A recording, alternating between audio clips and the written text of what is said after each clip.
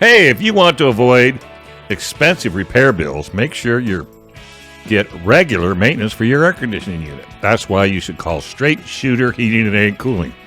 You get what?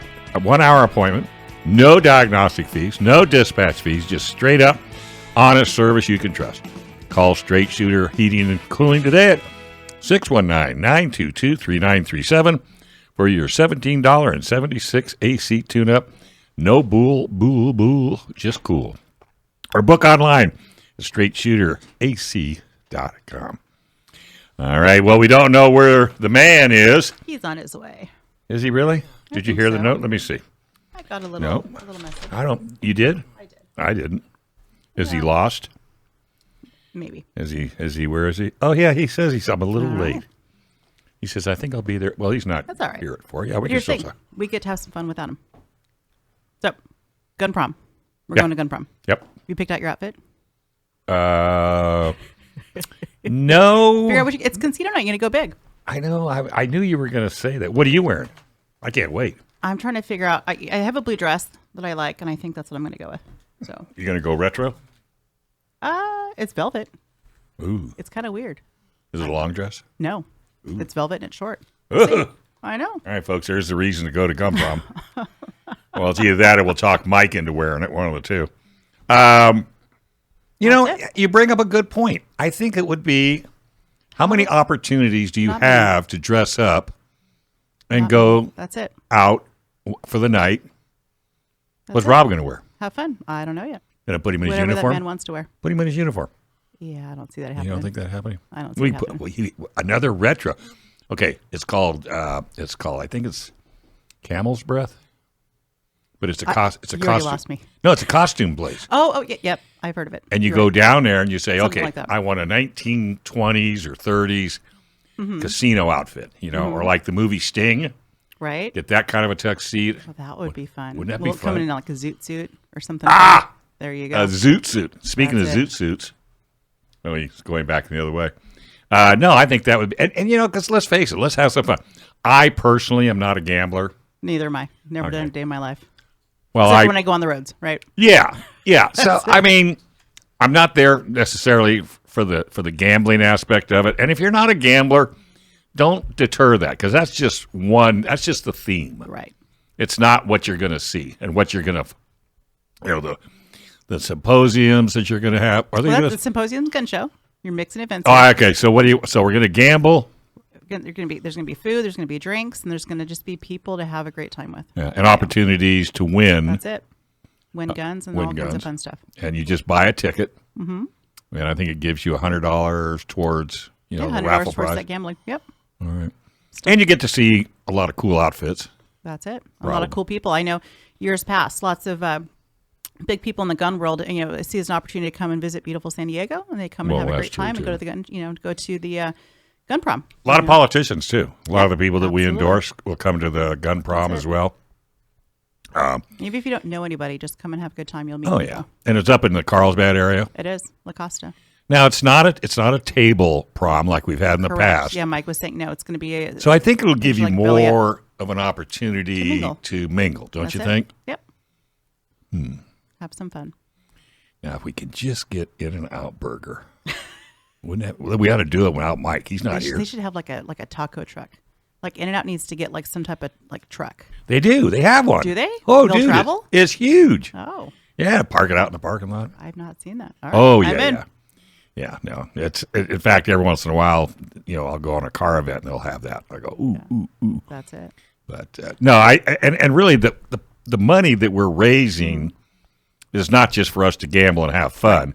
Right. It's strictly to help you keep your Second Amendment rights. That's it. And I don't want to say nothing, but the up-and-coming election, this is a very important prom that you should be coming to. Absolutely. Because we are going to need all the help we can get.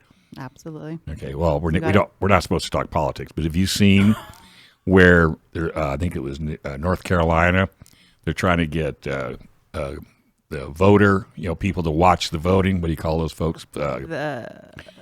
Yeah, when you're watching. I know what you're talking about. I just can't think of the term. Yeah. So they allowed 50 Republicans and 2,500 Democrats. Oh. So now that's very generous of them. So that's in a lawsuit right now. So that's being fought tooth and nail. So it's so important. Now you can give him the dog food. He'll eat it. I don't eat dog food. He'll eat it. Well, we do now. Guess what, folks? Michael showed up. What are we talking about? Dog food. Actually, we were talking about the prom. Gun prom.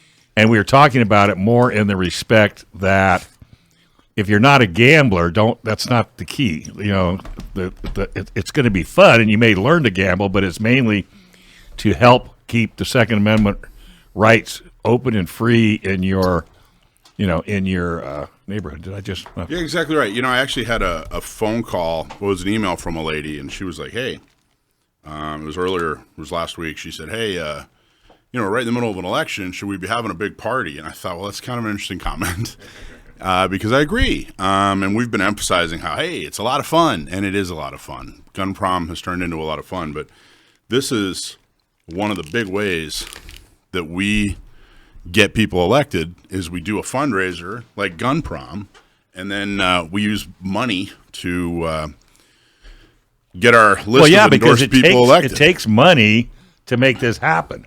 People don't understand just how big San Diego County is. You know, there's 3.5 million people. So a lot of people think, well, gee, I'm going to vote, and my buddy's going to vote, and everybody around me is going to vote.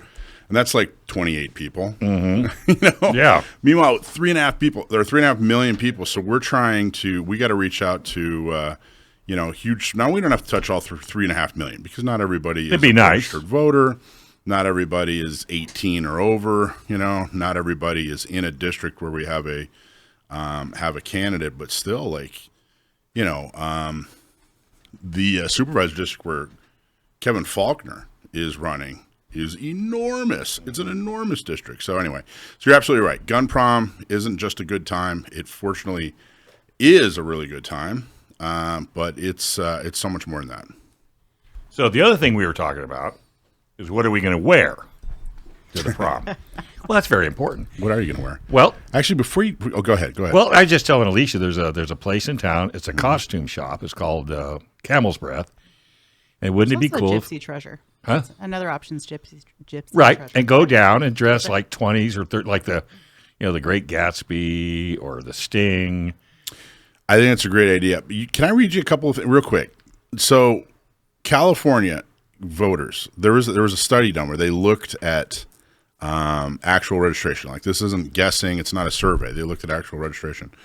The share of registered voters who are Democratic, the Democratic Party, 46.9%, and that's increased from 2019, back when it was 43.1, the year leading up to the last presidential election. Well, the share of Republicans has stayed at about 23%. It's about 23.5%, which is interesting, which sounds daunting. Well, where's the other? To Republicans. Where's the other 40%? They're not declared. So there are about as many folks who are not declared, they're not registered with the party, as there are Republican. And if you add those two up, it equals Democrats.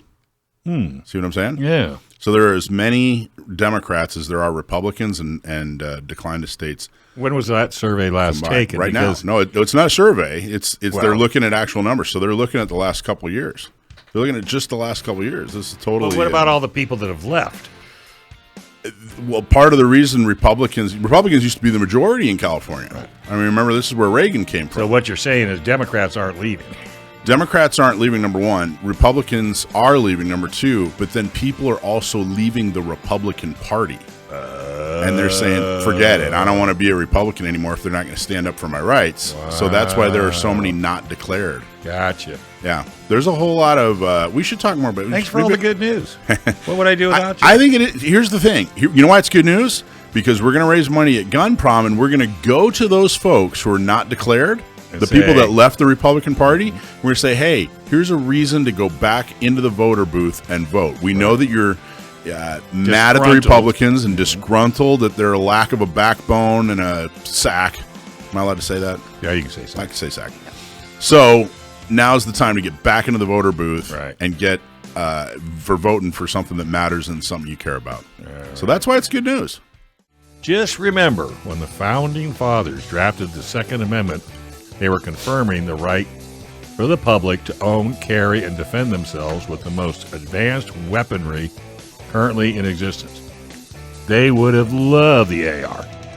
This was a post from John Dillon on X. John Dillon specializes in California gun laws, so put his number on your phone right now, 760-642-7150. That's John Dillon, California firearms lawyer, 760-642-7150.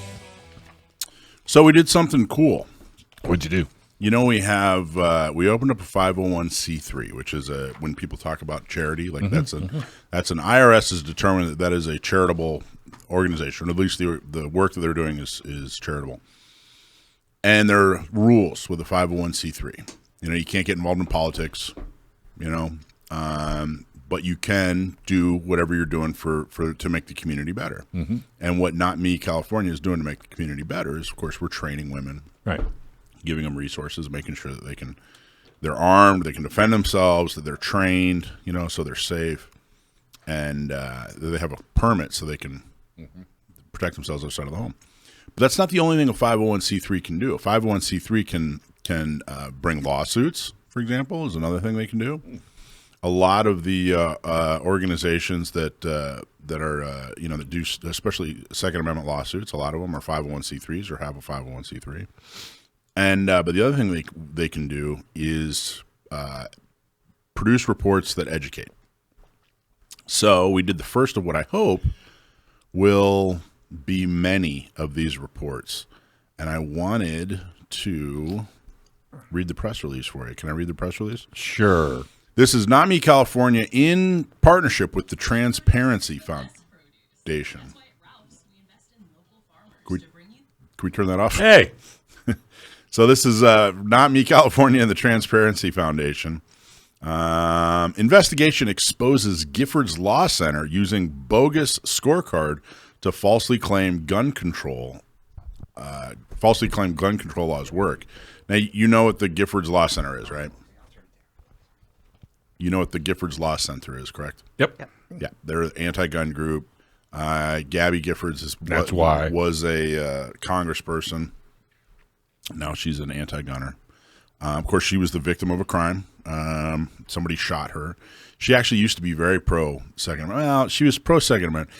You know, there's a lot of these politicians that are, you know, they just kind of go with the flow. They don't really understand, but everybody around them is pro-Second Amendment. And they say, yeah, I support it. And they go shoot an AR and they get a picture taken. And people go, oh, this person's a red-blooded American, blah, blah, blah.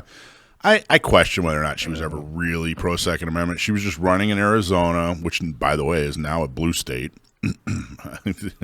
And, you know, so she kind of was pressured into supporting Second Amendment, but then she was the victim of a crime and became very anti-gun. And that was her excuse. Yeah, well. I'm just going to say it right up straight.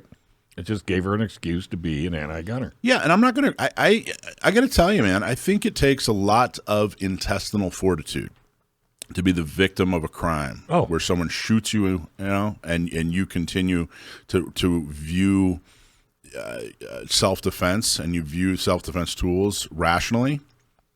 I think I get it, you know, but look at the difference between the path she chose to take and then Raul. I agreed, totally agree. That's why I think that he walks on water, you know. That's it. I mean, you can either take it and make it continue to vilify it and make it a negative. Well, you could even bring Trump up. It may have just been an earlobe, but hey, if that bullet would have been over a couple inches, it would have been bad news. Well, he could be an anti-gunner if he chose to. But that's why. But when something highly traumatic happens to somebody, when something highly traumatic, and hers was way worse than most. It was horrible. It was absolutely horrible. It was almost as bad as it possibly could have gotten. But when something happens like that, you know, it shouldn't be a part of public policy. Right. Like when you have an irrational reaction, you should be excused from public policy. Right. Okay, so Giffords, here's what's going on with the press release. Giffords used faulty data sets, cherry-picked comparison samples, and made unsubstantiated claims that gun control laws reduce violent crime. An investigation, now this is the investigation that Not Me and the Transparency Foundation funded and commissioned. An investigation into the data sets and methodology used by the Giffords Law Center, the Anti-Gun Giffords Law Center, and their annual gun law scorecard reveals that the scorecard is completely invalid, and its research conclusion that states with strong gun laws see less gun violence is not only unsubstantiated, but easily refuted. The Giffords Law Scorecard is cited repeatedly and without question by media outlets as providing data-driven proof as the effectiveness of gun control laws. So that's part of the deal. Like, well, why do we care? If Giffords lies, of course, they're liars. That's what they do. They have a political agenda, and they're trying to hurt gun owners. So why should we care? Well, because the Giffords the Giffords Gun Law Scorecard is cited repeatedly and without question by media outlets as providing data-driven proof as to the effectiveness of gun control laws. That's what we're trying to offset. As we do this research, as we come up with these reports, we want to offset the fact that the other side is pushing out horrible data left and right. So we need to do as much as we possibly can to refute this. The investigation into the data and methodology used in the Giffords Gun Law Scorecard was conducted jointly by two non-profits, the Transparency Foundation and Not Me California. The groups felt compelled to launch their investigation after Governor Gavin Newsom cited the scorecard to boast that California's sweeping anti-gun laws were working in reducing violent crime and to bolster his proposal to amend the U.S. Constitution, to allow more stringent anti-gun laws nationwide. So in November 2023, Giffords specifically issued a report claiming that, quote, California has built a life-saving gun safety model for the nation. So this isn't just a, hey, let's try to fix some problems around here or whatever, and we have a sincere interest. This was, hey, we're creating a blueprint to get rid of guns nationwide. Except from the criminals. Yeah, except from the criminals and, of course, their bodyguards. That produced so this California has built this life-saving gun safety model for the nation, that produced, quote, real and record-breaking results in reducing gun violence and justified that claim entirely on its scorecard methodology. So in the report that was entitled California's Gun Control Data Deception, Transparency Foundation and Not Me California found the following critical flaws. Deception number one. We labeled it. We actually have 5 different deceptions in this press release. By the way, if you want to read this report, go to notmeca.org, and it's right there. It's right on the homepage. First of its kind for Not Me, and we're very, very proud of the results. So deception number one, faulty definition of gun crime. So Giffords inflates gun violence by 58% by including suicides in their data sets versus just analyzing gun-related violent crimes. We saw that here in San Diego, right, where they broke down and they said, all right, well, we got to do this study, and we're going to find every little nook and cranny, all this different guns, blah, blah, blah, blah, blah. When it turns out that 70% of what they considered gun crime were suicides, which is horrible, but the solution for suicide, number one, is suicide a crime? I don't think so. You know what I mean? When you sit down with a group of moms or parents or any concerned people and you say gun crime, are they sitting there thinking, yeah, suicide? Mm-hmm. No. Not the least. No, we want to be safe in our neighborhoods. We want to be safe in our homes. We want to be safe in our cities and towns. That's what they're talking about. So it's important for number one, obviously suicide is horrible and tragic and needs to be solved. But number two, that's not what we're talking about. Mm-hmm. And number three, the solution is completely different. Right. Now, their solution isn't different, right? Their solution is, well, take guns away. That'll somehow solve suicide. Yeah. But only, I can't overemphasize it, only from law-abiding gun owners. Right. There's never been a word written that they were going to go after criminals. A firearm is a tool, right? It's a tool that can be used for good. It can be used to hunt. For bad. It can be used to save life. It can be used to take a life. It's a tool. Because you take a tool away doesn't mean that there's not a plethora of other tools. Look at MS-13. Right. They love using machetes. I didn't know that. Yeah, well, because their comment is they'd rather cut you up because it takes longer for you to die than it is to shoot you. It's actually been stated. That's horribly horrible. How come we're not banning machetes? Well, and that's a good point, because the Giffords Law Center is not a life-saving organization. No. It is an anti-gun organization. Right. So in order for them to make their irrational point and further their agenda, it behooves them to lump in a mental health issue like suicide into their numbers and pretend that the data is the same and pretend that the solution is the same. So deception number 2, ignoring data on how guns save lives. Giffords excludes any data relating to instances where a firearm saved lives during a crime. I got to tell you, I talk about if you've seen me on KUSI, if you've seen me on other, and I'll tell you, here's the thing: if you've seen me on KUSI, you've probably seen me talk about how between 1 million and 3 million times per year, an American uses a gun to prevent life, or prevent a life being taken. You really haven't seen me say that on other channels. You know why? What, kick you off?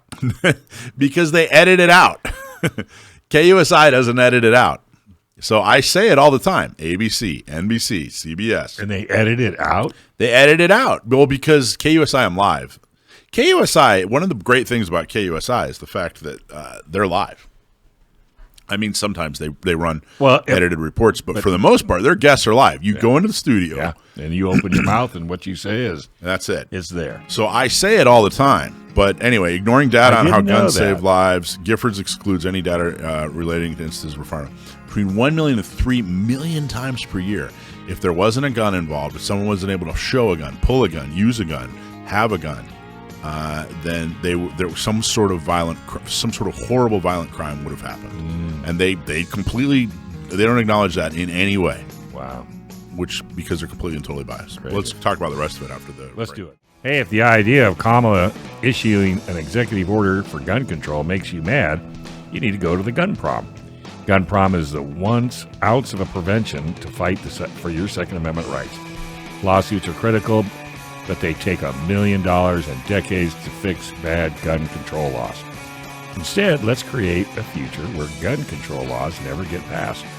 Going to Gun Prom helps get more pro-gun local officials elected so bad gun control laws never get passed. So go to gunprom.com now and get your tickets now.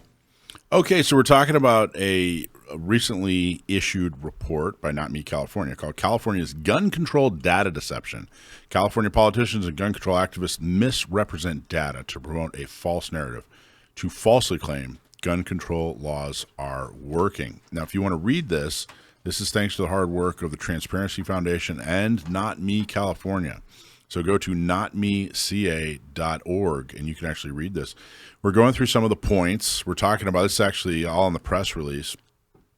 And we left off on Deception 2. So going to Deception 3. Cherry-picked data and misleading comparisons. Giffords excluded a jurisdiction with strict gun control and simultaneously high levels of violent crime, which is Washington, D.C. That would have refuted its scorecard's conclusion. So they're basically saying, hey, look, if you have strict gun control, you won't have quote-unquote gun crime. But Washington, D.C., and they completely ignored the fact that the city of Washington, D.C. has extremely strict gun control and extremely high gun crime. Strictest. It is. So it's changing thanks to the Supreme Court. And then you even have Maryland on the other side, which has strict gun control as well. Maryland is not a Second Amendment state. Giffords' rankings also completely ignored that violent crime is rising in California, the state they tout as such a good gun control success. Mm-hmm. There just is no cause and effect. I mean, no one, they act like someone's sitting on their couch and they're just thinking, pure thoughts. Mm-hmm. And, they can't wait to do great things in life. And then someone hands them a gun. And then they suddenly turn into, well, now I have the need and the want to go commit crime. Right. And it's simply not true. But they don't have the real data on their side. And the real data, meaning that if you, like we said in the last deception point, if you have a firearm, you're better able to defend yourself. Someone is going to commit some kind of violent crime. But the other one is there just is no connection. There's crime, there's violent crime, and completely unrelated to that, there's gun ownership. How many legal gun owners would you think we have here in the United States? It's something like 90 million households. Okay. So it's something like 90 million households own 380 million guns or something. So wouldn't you think if that was a problem, gun deaths would be a lot higher? Of course. Absolutely. Not only that, but you're not going to get rid of 400 million guns. Well, I know, but I'm just saying, if it was a problem, you would have thousands of deaths a day. Right. I mean, there's no proof, and there's no way they can justify it. But yet they lie and they make up numbers and they try to trick the 7 people that don't have a gun into thinking that they're bad. They're bad. That's exactly what they're trying to do, which is exactly what we're trying to undo. We're not there's not nearly as much communication from our side talking about how wrong they are. And again, that's fine. Giffords can sit there and lie all they want, but when we start basing public policy on it, that's a problem. Right. Deception number 4: falsely claiming gun control laws reduce violence. Giffords makes this sweeping conclusion, even though its own data shows otherwise. In fact, some states with poor Giffords gun law rankings, such as South Dakota or New Hampshire, have lower crime rates than A-ranked California and A-ranked Illinois. Illinois, of course, they're really just talking about Chicago. So even though they make the point that, if you have all these restrictive gun laws, you're not going to have a lot of crime. You're not going to have a lot of violent crime. But then if you go look at places that have like almost no gun laws, nobody told Chicago, right? Well, Chicago, and it's so I don't know what it's so bizarre, especially when you talk on like an international.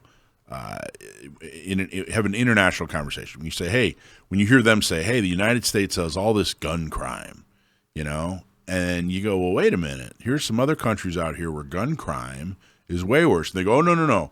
We just mean countries that are full of other white people. If you're talking about a country that's not full of white people, so it doesn't count. And you're going, wait, what? Like, there are 200 nations out there. One of the reasons, the United States is such a settled and advanced, peaceful country is because we've had, gun ownership, because people were able to self-determine, so that's why you have all these other, like if you look at the, chaotic countries that they don't count when they talk about gun crime, they haven't had what the United States has, which includes, lawful gun ownership. They have things like warlords, know, and they have there is no right to defend yourself. It's whoever has the biggest stick in the village gets to make all the rules. Well, and you could solve Chicago very simply. One, you go and arrest the gangs, and then all the younger people in Chicago, you put them to work. You give them job fairs, you get them working, you get them an income, you give them an opportunity to own a home, and nobody's giving these people an opportunity to get out of the gang world. And as long as we leave them in the gang world, that's where all your shootings are coming from. And the other thing is, and one of the things that the Trump administration did when there was a Trump administration, is they enforced laws.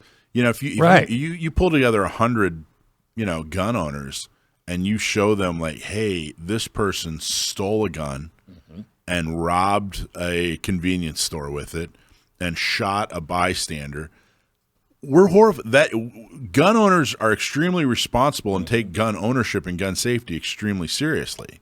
So, enforce the laws. And send that guy to jail. Send him to jail so that he doesn't commit. Most crimes are committed by people who have already committed a crime. Of course. You know what I mean? And the gangs, they don't care because they know there's no repercussion. And you have to think about that statement for a second. Most crimes are committed by people who have already committed a crime. Mm-hmm. That means that there are a very few people in society that are, repeat offenders or career criminals. Everybody commits a crime. You speed or you, I don't know what it is. Everybody's committed a crime, of some kind, right? Well, except Alicia. She's crimeless. She is crimeless. But most, especially violent crime, very few people wake up after living a perfect life and say, this is the day I become a violent criminal. That's right. And I'm just going to go ahead and do that. Does that happen? Yes. Is there a solution for it? There are many different solutions for it. But the reality is most of the crime that's committed is not that. And this is what the public needs to understand. And they need to ask questions. And they need to get to the bottom of it. What's your next one? Well, it's exactly what we're trying to do is get to the bottom of it and change the narrative. Deception number 5. This one's interesting. Ignoring the rise of guns to protect politicians and within government agencies. Giffords focuses on the enactment of gun control measures, which reduce the ability of everyday Americans to protect themselves, but remains completely silent on the use of firearms to protect some of their movement's biggest donors, like Michael Bloomberg, as well as politicians like Gavin Newsom, who support gun control. And again, completely and totally hypocritical. Wait a minute, why are guns are good in that situation? But they're good to protect the elite in your society, but they're not okay for the hardworking mom who can only afford to live in a bad neighborhood and is carrying a gun so that she can keep her life and her dignity intact. We can't be too surprised. It's one of the politician oaths is do as I say, not as I do. Right? That's just kind of goes. It's on par with how we know they operate. Well, it's enormously belittling too. The idea that you're not good enough to be defended by guns. Mm-hmm. Money's good enough, right? Put a guard in front of a bank. Yeah. Money's good enough. Mm-hmm. But you and your kids, you guys aren't good enough to be protected by the most effective self-defense tool known to mankind. Well, politicians, I can't remember her name, but she just got voted out of her seat. She made that statement that she has to have security because she can't afford to be shot, because if she was, she wouldn't be able to do all the good that she's doing. I wonder who you're talking about. That's the black lady with the real thick corns. She's lost her seat. I don't know. Bush? I'll find out for Was you, it Dave. Bush? Give me a minute. I can't remember. But I listened to that statement. It's like, well, what makes you any better than anybody else? Yeah. That you need guns and protection. Nancy Pelosi, I guarantee you, has got an arsenal protecting her. Well, it's just, it's enormously, it's just such elitism. It's so arrogant, So we here's a quote at the end of our press release. The sweeping statements made by California Governor Gavin Newsom and the Giffords Law Center are not only unsubstantiated, but thorough, yet simple analysis suggests there's absolutely no correlation between gun control laws and reduction in crime and violence. And that's from Al, who is the study director. He's the senior fellow at the Transparency Foundation. And then my quote, it's a shame. It is shameful that Giffords Law Center is intentionally misrepresenting data and promoting a false narrative to promote flawed gun control policies that infringe on constitutional rights while making the public less safe. And that the media seems unwilling to question the data or methodology used, says Michael Schwartz. If this is as important and valuable to you, this type of information, if you think this work is important, if you agree that the narrative needs to change, take a minute, go to notmeca.org and make a donation. $10, $50, $100, whatever you can do. Help us continue to change the Second Amendment landscape, not just in San Diego, not just in California, but nationwide. So thank you, guys. Thank you again, Condor Outdoor, for supporting the upcoming gun show on September 7, 8. Another reason to go to the gun show is you'll be able to win their new Nomad backpack. The Nomad is a versatile and durable backpack for outdoor enthusiasts and urban explorers alike. So if you're looking for the best in tactical gear, look no further than the Condor Outdoor. Use code GOR for a 15% discount off the website, CondorOutdoor.com. Use code GOR for a 15% discount. Come to the prom, you might win. Okay, so there's something interesting happening. There's actually there was a little development already on this, but I wanted to talk about it conceptually. So we've been moving through a lot of good news in the Second Amendment. A lot of the right people getting elected. A lot of policies, anti-gun policies, are failing. And one of the coolest things that's happening is we were handed this enormous gift by the Supreme Court in the Bruen case, and it is proving extremely beneficial. So we're starting to win lawsuits.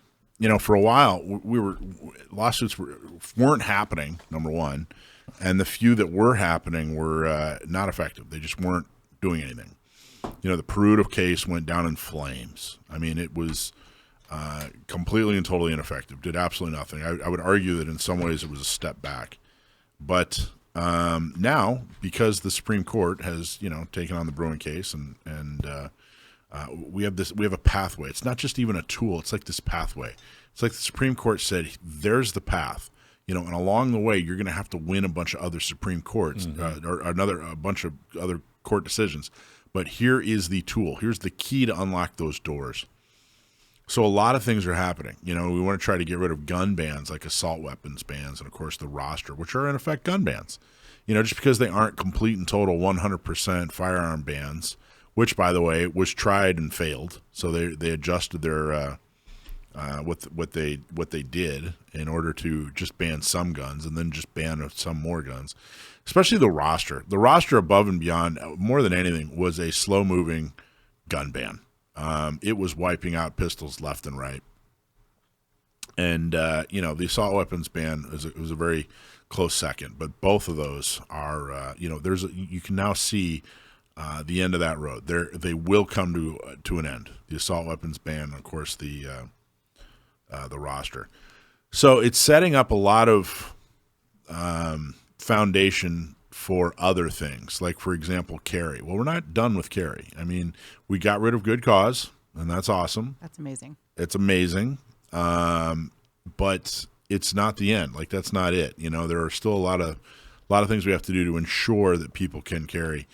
And so there are a couple of different lawsuits that are happening that are trying to force California to acknowledge, to support, to not infringe on the Second Amendment rights of people who are not from California. How do you feel about this one? Do you feel like we've got a good leg on this one? Because there's a lot of other states that don't have reciprocity. Well, not as much precedence here. In a way, so I think a lot of people we thought like that's the answer. Just do reciprocity, and it should happen. Right. Your CCW should be just like your driver's license. Right. Shouldn't have to have 50 driver's licenses to drive in 50 different states. But I think this might even be a stronger case, to be made, and a better solution. They're kind of skipping that whole reciprocity thing. Mm-hmm. They're basically saying, look, this could lead to a lot of things. They're saying, look, just because, if you're a Nevada resident, and that means you're an American, or it doesn't necessarily mean you're American. Let's say you are an American and you're a Nevada resident, okay? If you are an American, you're a Nevada resident, you have all the rights that every American has. Right. So if you just step over, this imaginary line into California, and there is no way for you to carry, then California is infringing on your right to bear arms. So there are a lot of different ways. There are a lot of different ways to go about fixing that problem. But the fact that they're laying it down as an obvious problem, that the Second Amendment is not a secondary right. California can't infringe on it just because you're from another state, no matter what. It's kind of another way to go about it, rather than just simply well, if you get this series of CCWs, then you'll be able to carry in 48, 49, or 50 states or whatever. But I think it's rock solid. I mean, I think it's a lot more solid than if making that case and winning in court is a lot more solid than just simply saying, hey, let's have CCW reciprocity.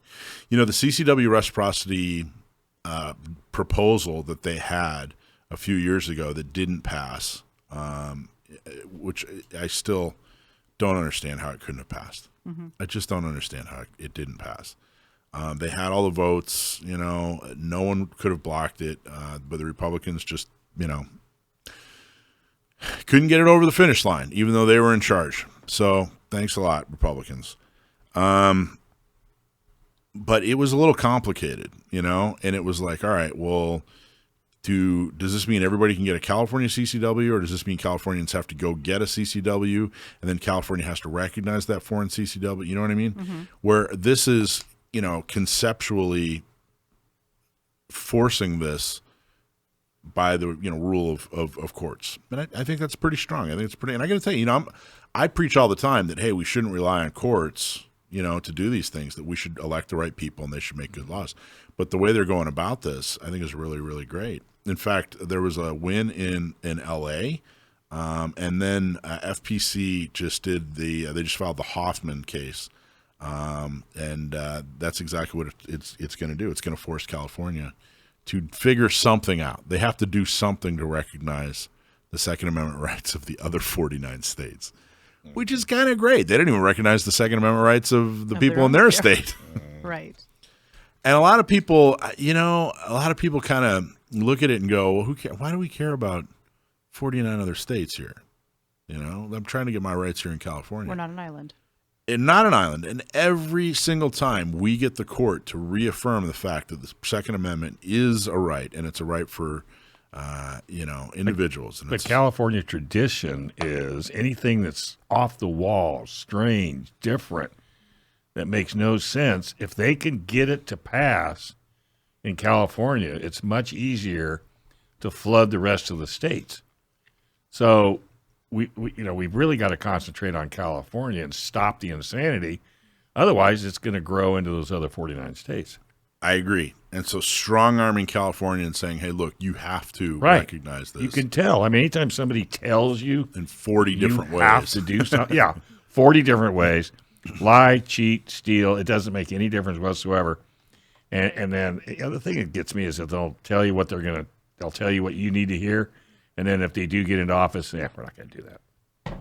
And there's no repercussions. It happens all the time. So I think a lot of people think like, well, gee, we get Trump elected, which, by the way, we need to get Trump elected. True. You know, but you have zero. Guess how much control you have over that? Zero. Yeah, none. You have no control over that. You know, even if you had the House and the Senate. Well, they did, and they didn't pass reciprocity. Well, this is what that's why I say. Yeah. Just because he gets in this time, everybody thinks, oh, well, then that's the magic wand. Right. The only thing I will say, and not trying to be political, is that the first time he came in, he didn't have a clue. There was people that are in his cabinet that should not have been in his cabinet. This time, I think, when he comes in, he's going to know people need to leave. You know, people in certain positions need to leave. They can't just stay. I hope so, but it was Congress that screwed up the reciprocity thing. Where's our age limit on Congress? So obviously at this point, this is still so new. I'm curious, what could we take away from this? What's something that we can talk about or share, or just to create movement, momentum, knowledge out there? Well, and that's a good question. That's kind of one of the disadvantages of lawsuits, because unless you're the plaintiff or the attorney, you know, there's not much for you to do. Right. The one thing to do is, like I said, FPC's filed the Hoffman case, so go to Firearms Policy Coalition's website and give them $10. Make sure, write them an email and say, hey, thanks for filing this. But understanding the fact that, hey, this is going to have benefits far beyond just simply making sure that the other 49 states are safe when they get to come here to California. I was thinking about the Gun Rights Policy Conference and how all those people are they're not going to be able to carry when they get here. Yeah, they walk around life able to defend themselves until they come to California. The going statement is just it's just a misdemeanor. Yeah. Yeah, it is. Right. But it's like the worst misdemeanor you can have in California. I wonder how that would work. And I wonder how many of them are really not going to carry. Don't ask, don't tell. Well, fortunately, I live in the state of California, and I have a carry permit. So, right. No, I understand. And I'll be there. And I bet you almost $20 if you didn't have a permit. The other thing, no, I follow the laws. I do. I follow every law. I don't even wade into the gray areas. If you've taken as many phone calls and emails as true. I have, where people last week they were so much smarter than me, and that they were going to push the limits on and you're guns, still not in jail. And now they're begging for an attorney and they don't have enough money to pay them. Yeah. It's sobering. Yeah, you're calling the wrong guy. It's sobering. Well, we've helped a lot of people, but it's I know. I kid you not, kind of separate from this, follow all the laws. If I joke not when I say that I've been on the phone and heard grown men cry. Well, sure. Because their life is about to be over. Right. Because they decided that, well, I'm never going to get caught. Or, technically it doesn't say this, and Second Amendment's my carry permit. Okay, cool. That's fine. But just know the consequences are the rest of your life. That's right. So, and, rather than do that, help us change it. You see how well I set you up for that answer? You did. So anyway, support Firearms Policy Coalition. Go to their website, give them $10, send them an email, and say thanks. Absolutely. And hopefully we can get this squared away and taken care of. A self-defense event happens in seconds, and in the time it takes to listen to this commercial, your life could change forever. I pray you're never forced to shoot in self-defense, but if you must, then you must be ready. That's why the USCCA exists, because every responsibly armed American should have the training and education to navigate a self-defense situation. And should you ever need it, the 24/7 critical response team is right there for you. Get signed up with our friend Adam Bendis, great guy. Give him a call today, 619-381-6803. Signing up, it's easy. Get the education and protection you need. Enjoy the peace of mind if you're ever in a self-defense incident.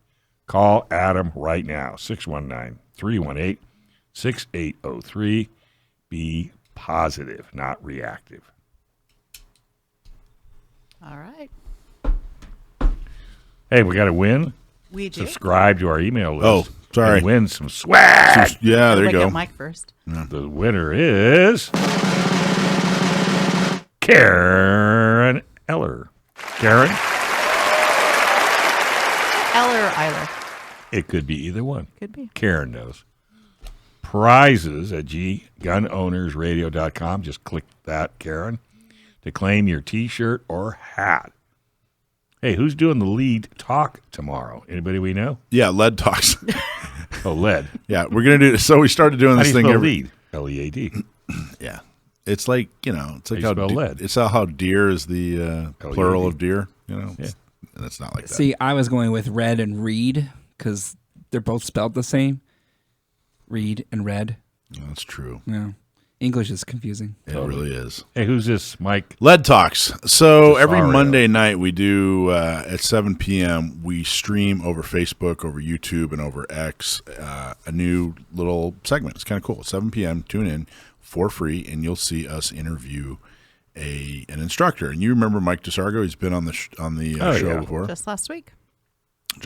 So he's going to come on and he's going to talk about the warrior expert theory. I'm pretty interested in that because honestly, I'm not familiar at all. So check us out tomorrow night at 7. Cool. And people can listen in or view in on Facebook. Yeah, Facebook, YouTube, or X will be live for streaming. All right. Fantastic. We have a call-in guest? We do. Yeah. We have Ian Asher from GunTVShows. Cool. Ian, are you there? I'm here. Fantastic. Nice to talk to you again. We're looking forward to this next gun show we have coming up in Escondido. It's going to be fun. Same here. We're very excited for it.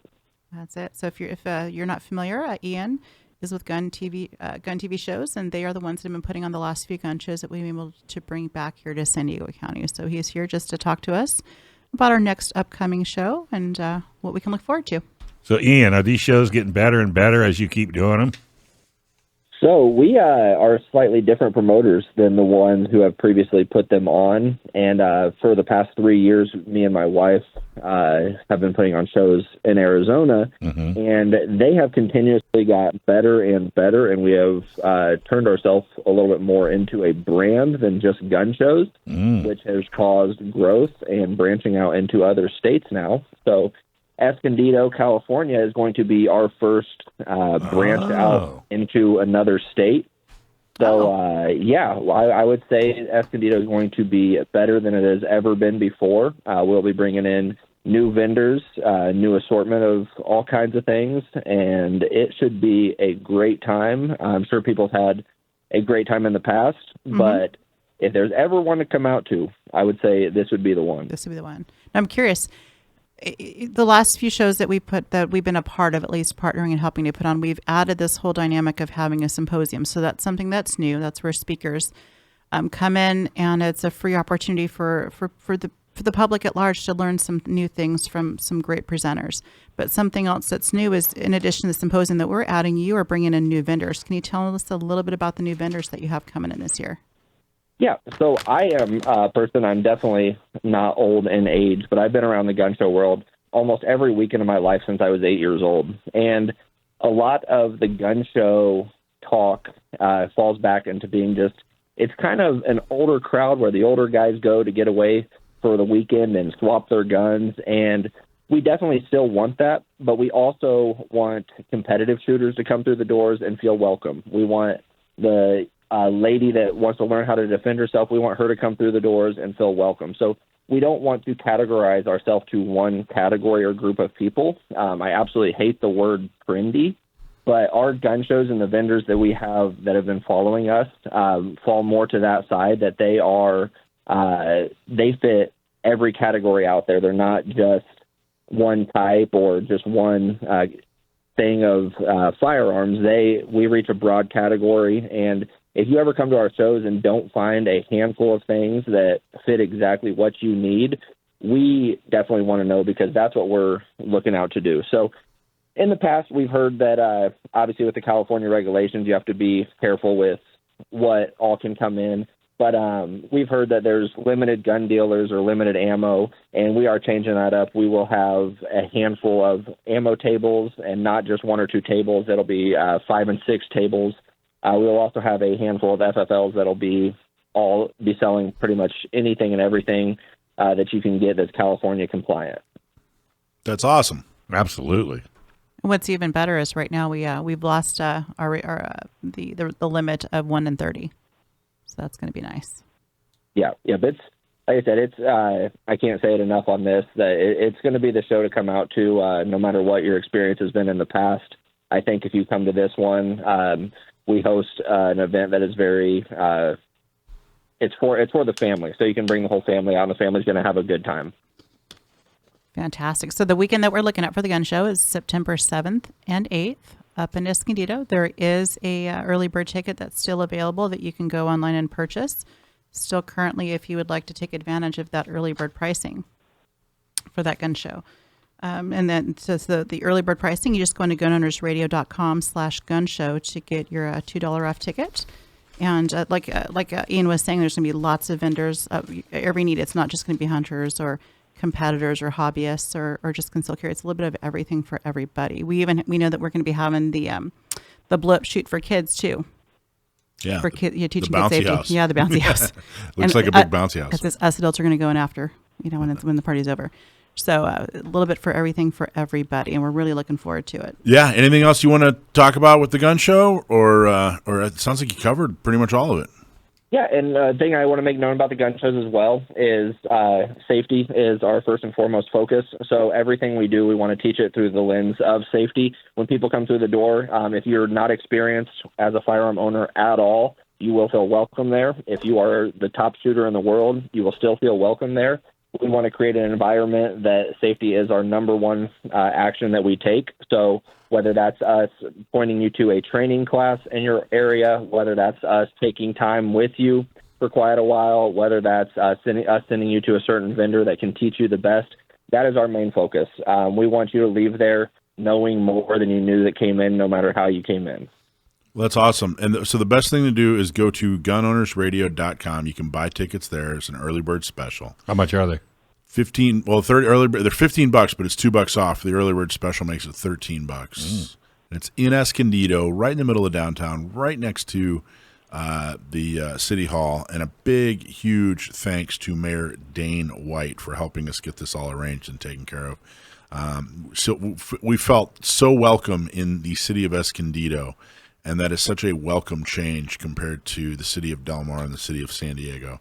So thank you. Looking forward to having a successful gun show. And thank you so much for all the help you're doing to promote it, my friend. Thank you, guys. And also for anybody that is interested, we do host a Sunday morning church service at 8:20 that the public is welcome to come to as well. Not Me is for women, by women, and is designed to help women with the training, purchasing a gun, and getting a concealed carry permit. And guess what? It's free. If you're a woman or you know a woman who needs help, have her sign up and we will give her all the help she needs. Go to notmesd.org. Okay, so there's a really important race happening in town. You know, a lot of races seemingly are decided. They feel like they're decided before you even start, because the way the district is drawn, it might favor one or the other party so significantly that it feels like the other side just has no chance. And a few years ago, spoiled brat millionaire, or I guess maybe even billionaire at this point, Sara Jacobs, her family helped buy her way into Congress, and she's been a moving disaster ever since. And part of the reason that she was able to get into this district is the district it's a daunting district. It's a district that favors Democrats, and she was a Democrat, and having all that money, they bought right into her. It was actually really, I could go into it. I don't want to go too far into it, but man, there were other candidates that philosophically fell in line with what the Democrats claim to value so much more than Sara Jacobs. But as soon as dad or granddad or, their family started stroking checks, man, they fell right in line with Sara Jacobs. And I think that it's been thoroughly proven that she is just a total disaster of a congressperson. Now, is that different than Diane Jacobs? Are they related? No, they're not. So Sara Jacobs and Diane Jacob.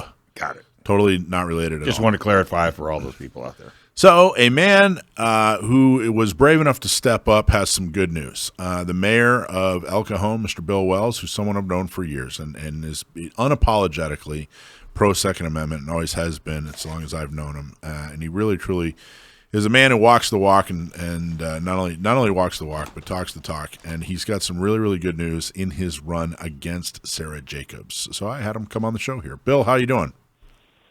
Hey, gentlemen. Thanks for having me today. You bet, man. Thanks for coming on. So I don't know. Was everything I just said accurate? I mean, it was a daunting task for you to step up and run. Yeah, when I first heard about the idea, one of my consultants I've worked with for a long time came and talked to me about 2 years ago and said, we should consider running in this race. I said, why? It's a suicide run. Republican can't win. He said, not necessarily. The district is more conservative than it looks on paper. And even more importantly than that, she is such a hard left squad member type of candidate that she would fit in more with the San Francisco kind of district and does not really fit in with the working class roots of the 51st Congressional District in San Diego. And we looked at some data and saw that some other conservative candidates with some conservative ballot measures had done well in this district. And it suddenly became clear to me that even though it would be the fight of my life and be incredibly hard, that there was some light and there was a way to get to the finish line and win. And when I saw that, it dawned on me that if I'm one of the few people that could take out such a hardcore leftist, that it was probably my obligation to do so, whether it fit in with my plans or not. I really like because you've told me that before. That's a great way to say it. It really is, and I got to tell you, from Bill, I met you years ago when you were running for office, and I've been a fan, ever since. And when I say that what you just said is absolutely sincere and comes from your your heart and soul. I absolutely believe it and mean it. Can you say it one more time? Say it one more time. Just repeat what you were just saying about how it being your obligation. Well, let's just broaden it out to the entire country. I think the entire country realizes that it's not business as usual, that there's a lot at stake in this election. And I believe that there are people all over the country who are looking at their races and saying, it might be a great time for me to retire or to travel or to make more money or to do whatever. But I think there's people like me all over the country who are stepping up and taking on these really, really radicalized people because it's their obligation to their wife and their kids and their grandkids and their community. That's how I feel about it. I think that's outstanding. Okay, you're running in this district. There's some good news that that some of the, like you said, you kind of analyzed it and said, hey, you know what, this is actually a more of a working class area than maybe than certainly what Sara Jacobs represents. First off, what are some of the cities? Name some of the cities in the district that you're running in, so people get an idea of what you're talking about. Yeah, El Cajon, La Mesa, Del Cerro, State College area, Rolando, Mission Valley, up through Mira Mesa, Scripps Ranch, Miramar, and parts of Penasquitos. And that's not. You say those cities don't stick out to me as extremist weirdo cities. You know what I mean? Like a bunch of really, really far left. Why do you think? How do you think Sara Jacobs got elected into such a hardworking district when here she is? I mean, she's a trust fund baby who's never had a real job or had to make any real decisions in her whole life. Yeah, and by the way, that's not hyperbole. She literally is a 35-year-old woman who's never had a real job. Her father bought her a seat in Congress. And I like to tell people that if that's what you want from a representative, I guess that's fine. There's no law against being rich and entitled. But I think most people want somebody kind of like them. I started in this district when I was born here. And I went to elementary school and junior high and high school. I got my first job delivering papers at age 10, and then Jack in the Box at 16, and San Diego State, and eventually got my doctorate and own my own healthcare company. But I've been through every rung of it. By the way, raised by a single mom we were on welfare. I mean, I know what people live like. I know what it's like to be a regular San Diego person. But that's awesome, Bill. Well, and Bill, I think another reason why you're going to have a really good shot at this is kind of terrible, but because of the illegal aliens attacking El Cajon, you were on all the networks. It wasn't just locally. You were national. And I think your name got out there better than any advertising you could have ever done. And I think people know more of what you stand for and what you believe in, which I think is going to have a lot of positives to winning this election. Oh, you're absolutely right. I mean, I looked at this a long time ago and said, if I'm going to compete, I've got to find an edge. Right. And so I decided to work really hard and make myself accessible to the media.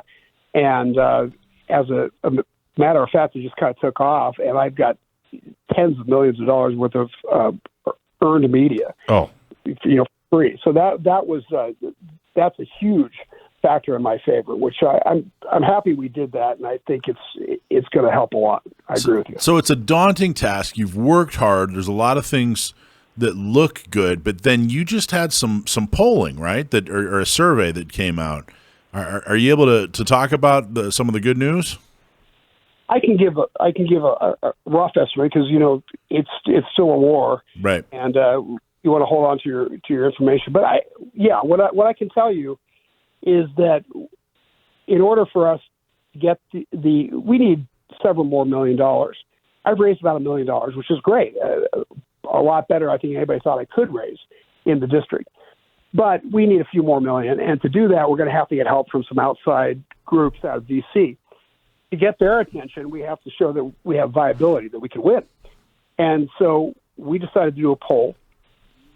And what was interesting was that her poll numbers showed that she is the most unknown congressperson in Congress. So of every congressperson that's a sitting congressperson in Congress today, She has the lowest name recognition. And you know why? Because she's not done anything. She's lazy. She only cares about causes that are super radical. She doesn't care about inflation or the border or homelessness or crime or, like the sewage coming across from Mexico. These are things that San Diegans really care about. She never talks about any of those things because I don't think she cares. Or understands. I don't think she understands it, frankly. She's not the brightest tool in the tool shed. Well, maybe that's the case. But she certainly is not talking about that whatsoever. So when we did polling, it turned out that really nobody knows who she is. And that was an interesting situation because what a pollster will do is he'll do two ballots. So he'll do one ballot, just say, hey, Michael, if you're going to vote today, would you vote for a Democrat or a Republican? And you give your answer. And along those lines, I lose. But when they give a little bit of information about her, since nobody knows anything about her, when they give a little bit of information about her and a little bit of information about me, our backgrounds, what we've accomplished, the votes move to me at a 5-to-1 ratio, and we can win this thing. So it is completely and totally possible, and I think I think a lot of people wisely, when you're thinking about donating your time or your dime, I think that people evaluate, hey, is this a good investment of my time and money? And I know that a lot of people hold off until they think that there's a possibility. Not necessarily guarantees them that they're going to win, but at least they go, hey, you know what? There is a possibility that if I volunteer, I show up and walk some houses, if I open up my checkbook, there's a very real possibility that the amount of time and money I help with this campaign will make the difference in Bill can win. That's the reality of campaign life, not only at the local level, but at the national level. The big PACs, they don't mind working hard. They don't mind taking a chance, but they don't want to throw money at a losing cause. So that's where we're at right That's exactly where we're at. That's why I wanted you to come on the show, and I want to talk about this, and I want to get this out into the Second Amendment community, because we're at that point where everybody, a bunch of people, I should say, put some effort into this, put some time and money into it.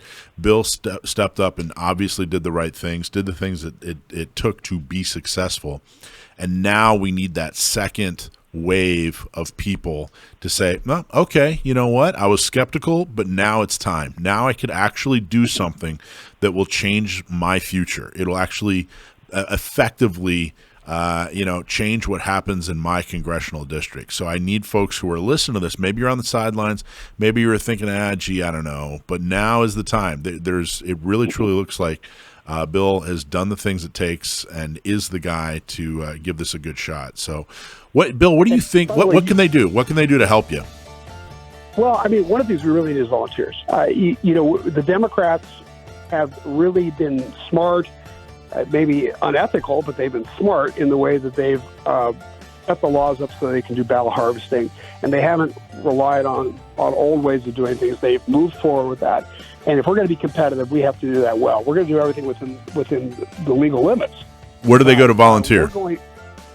What's your website? Wells2024.com. Wells4Congress2024.com. Hey, if you're a business owner and you feel like you're wasting money on your marketing, it's probably because you are not talking to your customers in a way that they understand. And a lot of companies waste money on marketing because they just don't have the words that make customers want to buy. That's why you should give Sage Tree a call. They are San Diego certified Story brand guide. They are the experts. Story is the oldest form of communication, and Sage Tree can help you use it to grow your business. Getting started is real easy. Visit sagetree.com and click on the schedule an appointment button now. So, we were talking in that first segment. We brought up statistics, and demographics. Yeah. And so I pulled some stuff up I thought would be interesting. Mm-hmm. You want to hear some interesting? Absolutely. Okay, historical voter registration statistics. Let's start with, and it actually compares it with 2020 versus 2024. This is February of 2020 and February of 2024. So that's about as That's as recent as you're going to be able to get when it comes to statistics. You know what I mean? I mean, that's right. That's yesterday practically. So eligible voters, there are 22. Let me see, registration, 26. Sorry, guys. Eligible voters. There are 26 million eligible voters. Okay? Is this in California? In California. Okay. So there's, what is there, 35 million, 36 million people in California. Really, there's only 26 million eligible voters. Out of those eligible to vote, and by the way, 26 million this year, 25 million in 2020. Okay? So we've got an additional 1 million eligible voters in 4 years.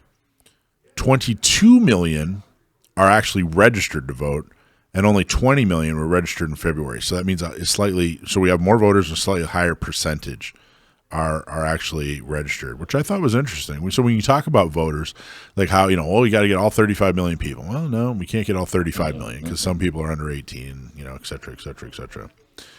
Let's see, February 2024, 10.2 million. Yeah, 10.2 million, or about 46%, are Democrat. Okay, which is 46 million. 5.3, almost 5.4 million, or 20 are Republican, which is 24.5%. So it's 46 to 24. That used to be, it was about the same in 2020. There are a few more Democrats registered, but it's about so it's 9.3 million that are Democrats back in 2020, up to 10.2, 4.9 up to 5.3. So they're actually more Republicans, but it's a lower percentage. And then here's the thing. No party preference, because that's it. There's Democrat, there's Republican, there's no party preference. Yeah, there's a couple of green, there's a couple libertarians, but it really surely is nothing. So there used to be 4.8 million.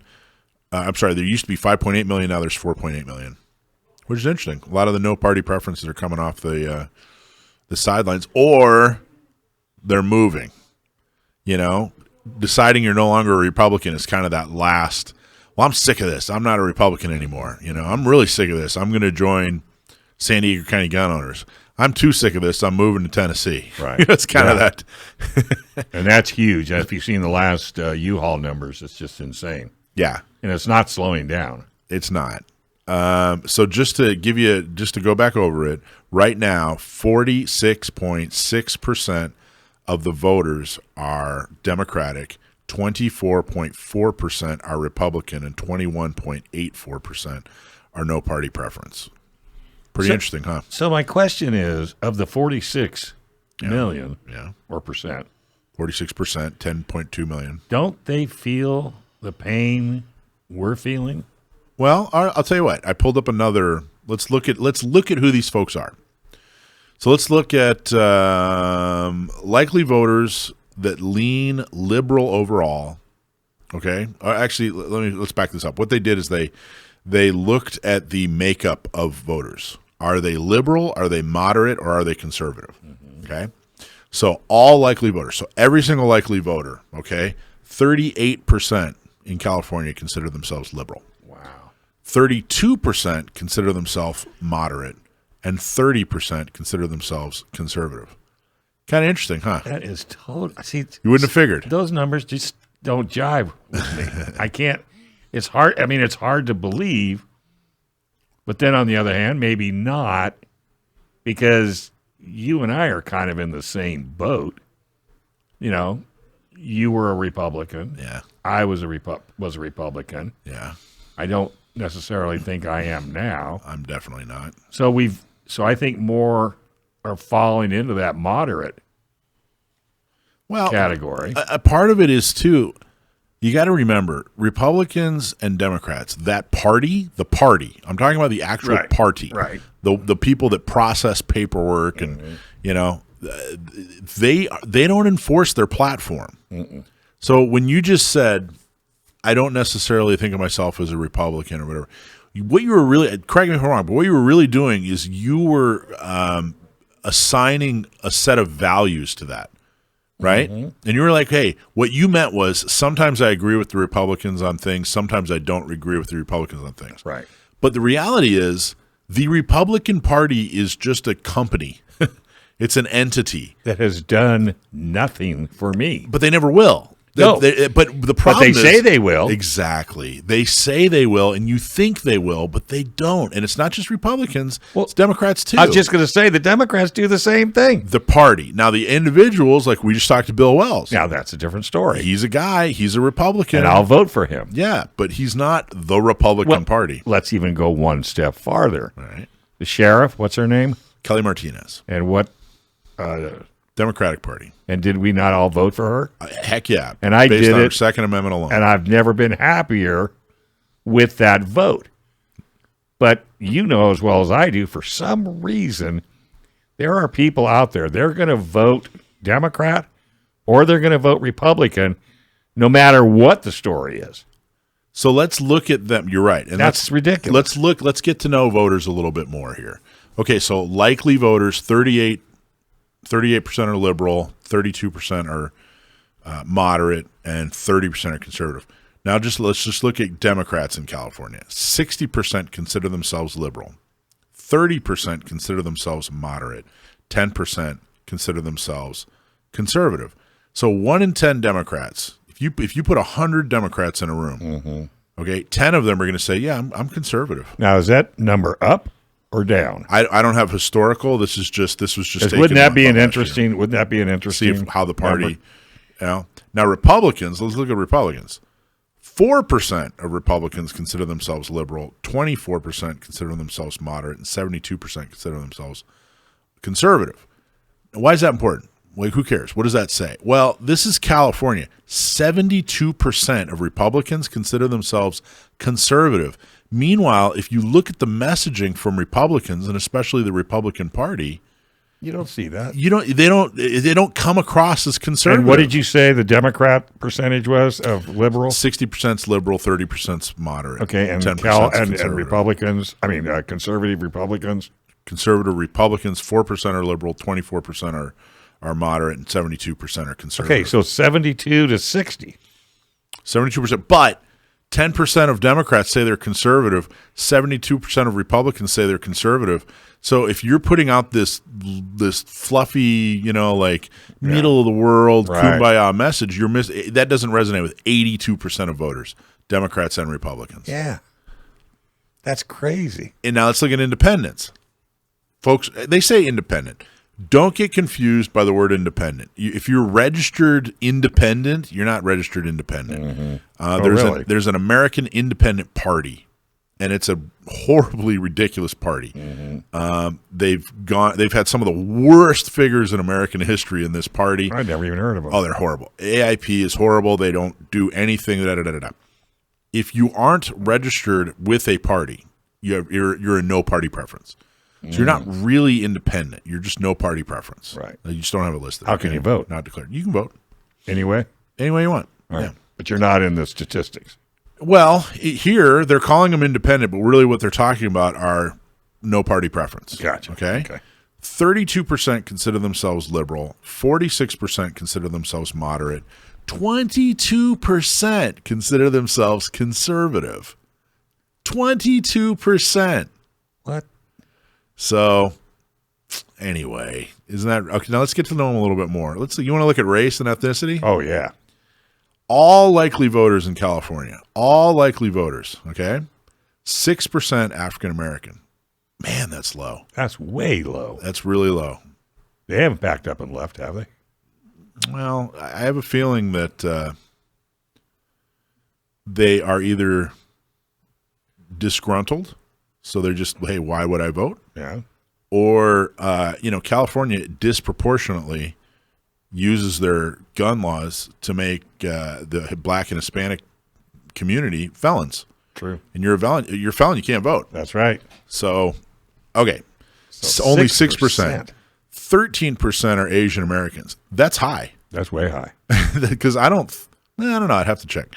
But no, just go to L.A. 13% of Asian Americans 13% of voters in California are Asian American. Latinos, 25%, 1 in 4. That seems a little small. Again, I would guess that maybe not as many of them are engaged in the political process as but I mean, you got to figure all the way up and down the middle of California with all the agricultural. Yeah. 52% are white. So 6% African American, 13% Asian American, 25% Latinos, 52% white. You know what's missing? What? The Chaldean community. 4% are other / multiracial. That's it? 4%. Isn't that crazy? El Cajon is basically Middle Eastern. Yeah, well, anyway, there's a ton of this. Maybe we should do even another segment on this next week. Write in and tell us if this stuff is interesting, because there are so many statistics. And I really do feel, Dave, that people think they know California and they think they know voters and they make a lot of assumptions, and they're dead ass wrong. They're only listening to what they're being told. Dead ass wrong. Yeah. You won't get that kind of information here. That's going to be, I think it's going to be a new segment. I like that. Dead ass wrong. Can we do that? Is that legal? Okay. I got to work on the A word, I think, possibly. Okay. Really? Do me a favor and work on that, would you? Hey, Seal 1 gets compared to Frog Lube a lot. Can't imagine why. Well, they are different. I mean, they are very different. With Frog Lube, you need degreaser solvent, lubricant, and protection. How many different types of Frog Lube do you really need? It's just too much and way more work than it needs to be. You want the answer? Seal 1. It's one and done. Wipe it on, wipe it off, and you're done. Don't fool around with Frog Lube. Buy some now at seal1.com, or wherever you buy your cleaners, ask them if they don't have it. Grab you some Seal 1. All right, this is our favorite segment. We wait for it every single week, and it's sponsored by Seal 1. They see it's just as important as we do. And this is Sam the Gunman. How you doing, buddy? I'm well. How are you guys? Not doing too shabby. Just cranking out a couple hours of radio, and we got a question for you. You want me to take it? Go for it, Dave. All How you doing, Sam? I'm well. How are you? Good. All right. Eric from El Cajon asks, what was the first commercially available Magnum cartridge? That's a good question. Eric from El Cajon, thanks for writing in. What was the first commercially available Magnum cartridge? Now, Magnum, there are no Magnum police who, well, that sounds like it should be an 80s buddy cop show. Magnum police. Magnum PI. Like a low rent knockoff of Magnum PI. But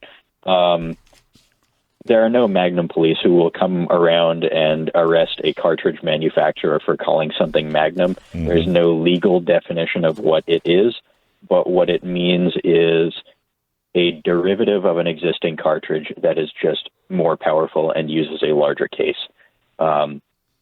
So, to my knowledge... Same projectile, but larger case, right? Yeah, same projectile, larger case. They stretch it. To my knowledge, I'm not 100% on this, but to my knowledge, the first commercially available Magnum cartridge would have been 357, because that came around, back in the 30s or so. All it is 38 special plus another eighth of an inch so that you don't accidentally load it into the wrong gun. But there may have been one before that, but I want to say it was 357. This guy claims, Eric. Well, let's see if he knows who the manufacturer is. Well, actually, wait a minute. Could it have been 32 H&R? I don't know how old that is. No. Did I see? It's not that either. Nope. So it's British. I'll give you a hint. You didn't get it, but let's see. Let's just take it a little further. Well, he got the 357. No, he didn't. No. Well, now you just... Now, hold on one second here. All right, go ahead. I did Google the answer, and and Sam has everything word for word correct in his answer when I Googled the answer. Correct. Yes. Okay, absolutely. so this is what this person writes. The British firm Holland & Holland pioneered Magnum rifle cartridges. The first of these was the 375 H&H Magnum, introduced in 1912. The 375 H&H was a true Magnum cartridge in that it was based on a big case and delivered higher ballistic performance than previous cartridges of the same caliber. So why wouldn't that count? Why is he wrong? Yeah, what have you got? No, that sounds right to me. I wasn't familiar with 375 H&H, but that sounds right. Well, what was the answer you got, Brendan? Word for word on Google, it says the 357 Magnum cartridge was the first commercially available Magnum cartridge introduced in 1935 by Smith & Wesson in Winchester. The 375 Magnum was chambered in a large-frame Smith & Wesson Model 27 revolver and was designed for daily use with a pressure level of 40,000 psi. This was a big step up from the lower pressures that had previously been allowed for handguns and ammunition. The 357 Magnum is often used for hunting, metallic silhouette, and self-defense, and can also be effective against large game like bear and, I can't read that, ungulates? Ungulates? Possibly. All right, so look up 375 H&H Magnum. See what it says. Introduced 1901. I wonder if it's Sam. I wonder if the key is the commercially available. Maybe the 375 H&H wasn't commercially available or something. No, I again, I'm not terribly familiar with old express style hunting cartridges. It's a sort of a niche within a niche that I haven't explored much, but that I have heard of the round. I'm just not familiar with it, so I'm inclined to give it to Eric. All right, we'll give it to Eric. Let's see what it says though. Still, Brendan, if you're inclined, I'm still looking for it personally. Yeah, I'm not seeing anything about the commercial success of this one here. So Eric, we're still going to give you a couple of tickets to Gun Prom. Yeah, congratulations! Come on out to Gun Prom and have fun. Yeah, I think you got me. And all right. Well, there you go. 375 H&H. Interesting. Hey, you got a blog in the box? Yes, I have 2 blog posts that I haven't spoken about, and a third one coming up tomorrow. Talking about, well, I think I already let the cat out of the bag a couple of weeks ago, but talking about firearm optics. The series is called Introduction to Optics. And my aim, if you'll pardon the pun, is to include everything you always wanted to know about scopes, reflex sights, holographic sights, and that area within firearms, but we're too afraid to ask. Okay. That's cool, man. Sounds like it's going to be a good one. And that'll be out next week? Well, I already have 2 of them up. I already have the first 2 parts up. The next one is going up tomorrow morning for you guys. Fantastic. All right. How's everything else going back there? Can't complain. No one's taking over the country? Not on his watch. Not on his watch. Not on Magnum Police watch. No, it's Magnum PI. Well, that was an actual show. I know. That wasn't the 80s buddy cop show that we just came up with. That's true. What do you know about H&H? Do you know anything in particular about H&H? Not much. I know Holland & Holland was a British manufacturer that was active around the later part of the 19th century and the early part of the 20th century, but to my knowledge, they don't exist any longer, at least not in that form. But I really don't know too terribly much about them, I must admit. Sorry to disappoint. Yeah, I don't know a lot about them either. What you use the term express style? How would you describe an express style cartridge? Rounds used for big game hunting generally. Why do they? I don't know that that's the official definition, but that's the context I always see them referred to in. Why express? What is Beats that? Me. Yeah, I don't know either. You know, you actually have it now, but your grandfather had a you have a 30-06 that has Express in the title of it, and I always kind of wondered why would they call it Express. Well, there you go. Maybe we got some homework. What does the term Express mean? Giving him homework? Yeah, it sounds like it. I'm sorry to give you guys such a dull segment this week. Well, I don't know. Actually, it had more questions than answers. What is that Winchester you have? That 30-06 Winchester 30? It's a Remington Model 30S Express in 30-06. Well, there's the Express. Wait, Remington Model 30S? Yes. Yeah, Remington Model 30S Express. Wonder why. Wonder where the term Express comes from. Will you look it up and see if you can maybe you can talk about it in the next Pony segment? Express. Probably used it in the Pony Express. Sure. You know what? That's what I'll do. I will make a note right now. And anybody that knows where that term comes from without Googling it.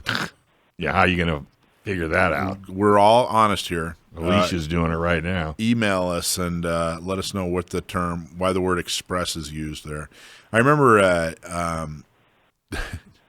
remember Ted Nugent was like 30 years ago, like early 90s, he wanted to get a bunch of money together and buy a bunch of Remington Model 30S Expresses and 30-06 and send them to Africa and teach them how to hunt.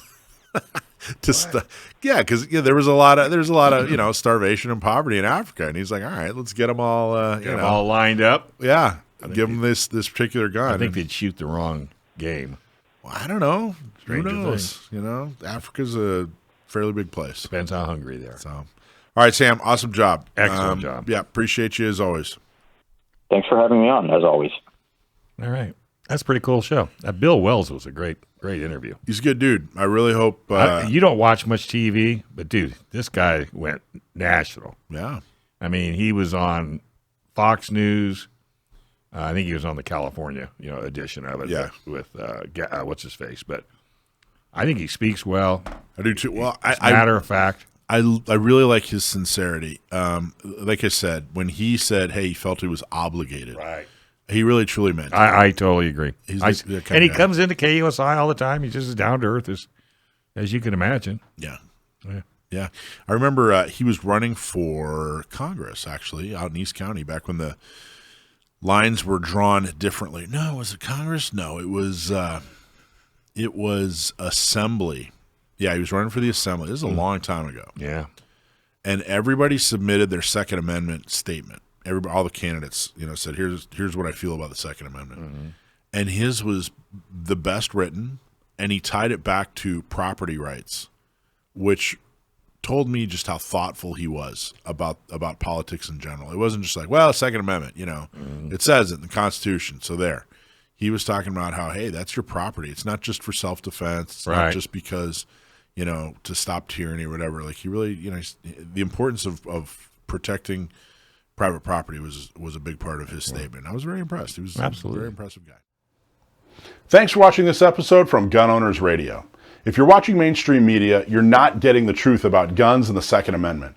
Gun Owners Radio is the easiest way to stay on top of the Second Amendment fight, the fight for your self-defense rights.